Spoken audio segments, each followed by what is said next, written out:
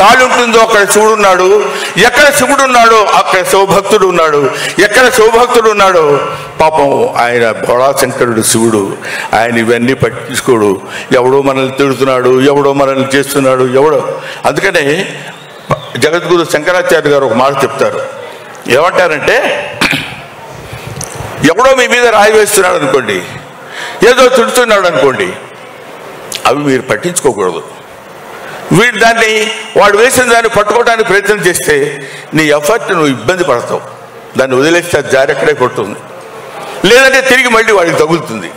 కాబట్టి శివుడి గురించి, శివారాధన గురించి, శివ భక్తితత్వాన్ని గురించి చేసేటువంటి వాళ్ళు ఎవరు ఈ సినిమా గురించి, ఈ సినిమాలో శివుడు ఎవరైతే మనకెందుకు, అక్షయ్ కుమార్ శివుడు, ఆయన దగ్గర ఉండేటువంటి ప్రభాస్ ఇంకొకడు, లేదా మోహన్ లాల్ గారా ఇంకొకడు, లేకపోతే ఇంకొక శరత్ కుమారా, ఇంకొక ముఖేష్ ఋషియా, వీళ్ళు కాదు.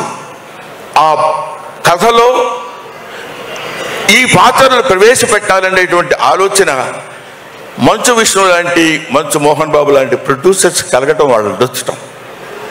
ఎంతో అదృష్టం చేసుకున్నప్పుడు నాకు తమ్ముడు చెప్పాడు, ఎంతో అదృష్టం చేసుకుంటే తప్ప ఇలాంటి సినిమాలో క్యారెక్టర్స్ దొరకవు.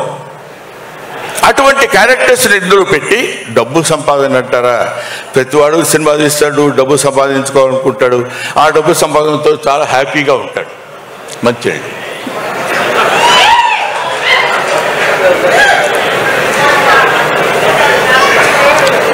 ఎవరైనా డబ్బు సంపాదించవచ్చు అద్భుతమైన రీతిలో, ఏ విధంగా అయినా సంపాదించవచ్చు. కానీ డబ్బు సంపాదన, ధనార్జన ఒక సక్రమమైన పద్ధతిలో, సరైనటువంటి ఆలోచనలో, సరైనటువంటి పద్ధతిలో సంపాదిస్తే అందులో ఈ భక్తి రసమైనటువంటి ద్వారాన్ని ఎన్నుకుని ఎన్నో.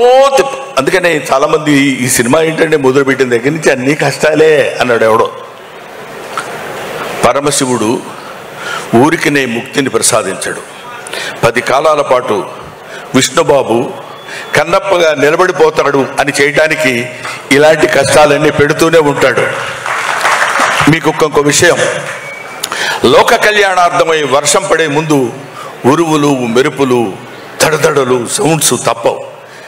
అందుకే ఆయనకి ఇలాంటి, అందులో మోహన్ బాబు గారిది తోలు మామూలుగా మనం లెదర్తో చేసిన గుండె కాదు, అతుంది అదొక స్టీలు.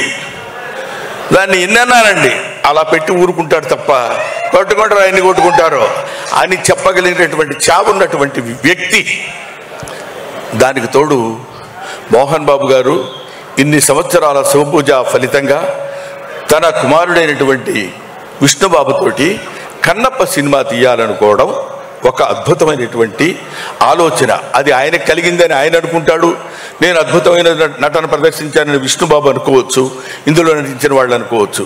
ఇదంతా ఈశ్వరేచ్ఛ అనేది మాత్రం మనం తెలుసుకోవాలి.